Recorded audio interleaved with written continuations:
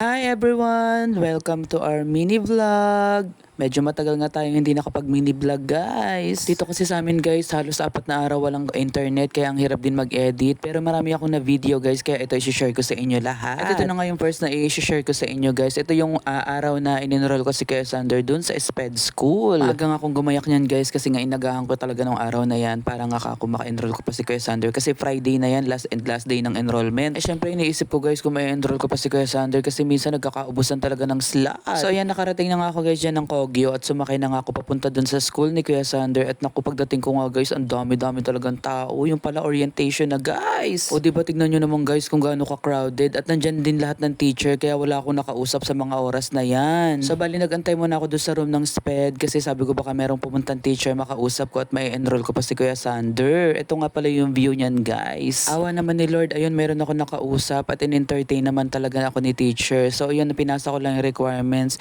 Kaya lang sabi niya late na nga daw ako dun sa may SPED talaga. Mapupunta si Sander sa may grade 1 inclusion. So kumbaga yung ganun guys, ang ibig sabihin lang nun, halimbawa kung grade 1 si Kuya Sander, ang topic dun is 2 plus 2 or ganun. Kay Sander parang 1 plus 1, yung parang 2, 1 digit lang, mga ganun pa lang siya. Parang ibababa ng isang level lang yung subject ni Kuya Sander or yung topic or yung lesson. Pero nakahalo pa rin siya sa mga regular na estudyante. Kaya napaisip din ako, ano ba yan? Bakit ganun? Na-late talaga ako doon sa SPED talaga na teacher. Pero syempre hindi pa rin ako umalis at nakiusap pa din ako. Kaya siguro yung teacher din inaawa din sa akin at sinabi niya na sige daw, pag-iisipan daw nila isama si Sander sa SPED school kung hindi pa naman daw talaga kayang i-grade 1. Kumbaga ngayon guys, na nag-handle kay Sander is SPED school siya na grade 1 teacher. So yun, kaya medyo nakampante na ako at medyo natuwa din ako guys. Kaya good luck kay Kuya Sander sa kanyang pagpasok.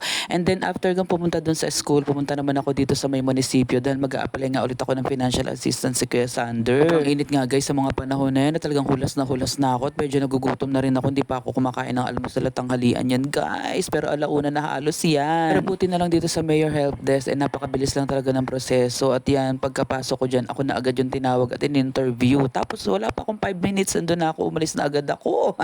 At syempre, pag nagpupunta talaga ako Antipolo, hindi pwedeng hindi ako dadaan dito sa aming katedral. Kasi nga dito ko nagpapasalamat lagi ng mga blessing at mga biyaya. At dito ko rin sinusurrender kay Lord lahat ng mga problema ko. At tapos after ko mag-pray doon sa may katedral, ako dumiretso muna ako ng Pure Gold at hahanapin ko ngayon mga hygiene kit ni Rio kasi nga maraming nakalista si teacher. So dito na rin ako bumili ng pulbo, pabango, alcohol, tapos sabon, toothbrush, toothpaste. Yun kasi mga kailangan ni Rio sa school sa daycare. Pero sa 22 pa naman ng June ang pasukan nila. Tapos yan, paglabas ko, may mga character na naman na ang cute. Kaya ayan, nag-video lang ako. Pero hindi na ako nagpa-picture kasi ang dami talagang tao. So yan, tinakita ko lang sa inyo guys. Fast forward, sumakay na nga ako ng badya niyan papuntang Kogyo. Kasi nga yun naman yung sinasakay namin para naman makapunta naman ako dito sa may Painaan. O diba, nakaka-relax na agad yung view pag punaman ako dito sa may mga bundok. At kaya hindi ko napigilang hindi mag-picture at mag-video dyan guys. O diba, ang lamig pati ng hangin. Oo guys, inabot na ako ng hapon. Kaya ayan, gustong gusto ko na talaga makauwi. Yun lang muna, bye!